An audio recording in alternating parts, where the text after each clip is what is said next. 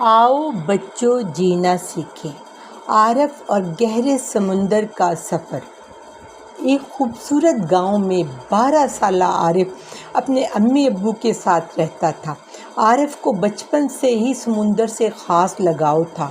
وہ اکثر ساحل پر جا کر لہروں کی آوازیں سنتا اور گہرے پانی میں جھانک کر سوچتا کہ آخر سمندر کی گہرائی میں دنیا کیسی ہوگی؟ کیا وہاں واقعی رنگین مچھلیاں، عجیب مخلوقات اور چھپے ہوئے خزانے ہوں گے؟ آخر ایک دن جب وہ ساحل سمندر پر بیٹھا یہی سوچ رہا تھا کہ اچانک گاؤں میں شور مچ گیا۔ بچے شور مچاتے دوڑ رہے تھے، کیپٹن سلیم آ گئے، کیپٹن سلیم آ گئے۔ کیپٹن سلیم ایک مشہور سمندری مہم جو تھے۔ انہوں نے دنیا بھر کے سمندروں کی سیر کی تھی۔ ان کے آتے ہی گاؤں کے سب لوگ جمع ہو گئے۔ آخر عارف نے بھی ہمت کی اور آگے بڑھ کر ان سے پوچھا، سر کیا آپ واقعی گہرے سمندر میں جا چکے ہیں؟ عارف نے حیرانی سے کیپٹن سلیم سے پوچھا۔ کیپٹن سلیم نے ہنستے ہوئے اپنی کیپ اتاری اور بولے، بیٹا میں نے وہ سمندری مخلوق دیکھی ہے جس کا نام سن کر بھی لوگ کانپ جاتے ہیں۔ میں نے ایسی چمکتی ہوئی گہرائیوں کا سفر کیا ہے جہاں دن کی روشنی بھی نہیں پہنچتی۔ عارف کی آنکھیں تجسس سے جگمگا اٹھیں اور اس نے ہچکچاتے ہوئے کہا، کیا سر میں آپ کے ساتھ جا سکتا ہوں؟ کیپٹن سلیم نے غور سے عارف کی آنکھوں میں دیکھا اور مسکرا کر بولے، اگر آپ کو والدین سے اجازت مل جائے تو کل صبح کی تیاری کر لو، لیکن یاد رکھو اس سفر میں تمہیں حوصلے اور صبر سے کام لینا ہوگا اور میری بتائی ہوئی تمام ہدایات پر عمل کرنا ہوگا۔ اگر آپ ایسا کر سکتے ہو تو پھر کل ملاقات ہوتی ہے۔ اگلی صبح سورج نکلتے ہی عارف تیار ہو کر آبدوز پر سوار ہوا۔ اس کے والدین نے اسے دعاؤں کے ساتھ رخصت کیا۔ عارف کی ماں نے نم آنکھوں سے اس کے سر پر ہاتھ پھیرتے ہوئے کہا، بیٹا احتیاط سے رہنا۔ عارف نے مسکراتے ہوئے کہا، امی فکر نہیں کریں، میں نہایت بہادر اور نڈر کیپٹن سلیم کے ساتھ ہوں گا۔ آبدوز پانی میں اترنے لگی۔ جیسے جیسے وہ نیچے جا رہے تھے ارد گرد کا منظر حیرت انگیز ہوتا جا رہا تھا۔ رنگین مچھلیاں، مرجان، جیلی فش اور ننھے ننھے سمندری گھوڑے عارف کو دیکھ کر تو جیسے خوشی سے جھوم رہے تھے کہ اچانک آبدوز ہلنے لگی۔ ایک خوفناک آکٹوپس نے آبدوز کو اپنی لمبی لمبی باہوں میں جکڑ لیا۔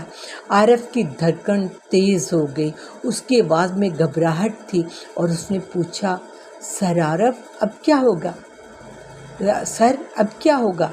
عارف گھبرانے کی کوئی بات نہیں، کیپٹن سلیم نے بڑے سکون سے کہا، یاد رکھو سمندر کے راجا کو خوف سے نہیں بلکہ صبر سے جیتا جاتا ہے۔ بس خاموش رہو، ہم اسے پریشان نہیں کریں گے تو یہ خود بخود ہمارے راستے سے ہٹ جائے گا۔ اور واقعی کچھ دیر بعد آکٹوپس نے اپنی باہیں ہٹا لیں اور آبدوز آگے بڑھنے لگی اور عارف نے سکھ کا سانس لیا تو کیپٹن سلیم مسکرا دیے۔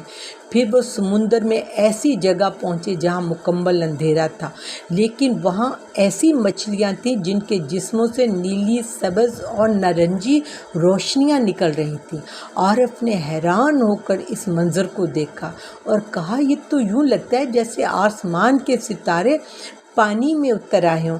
کیپٹن سلیم نے سر ہلایا اور کہا، ہاں یہ قدرت کے خوبصورت جادو ہیں، یہ ایسی مخلوق ہے جو بالکل جادو کی طرح معلوم ہوتی ہے۔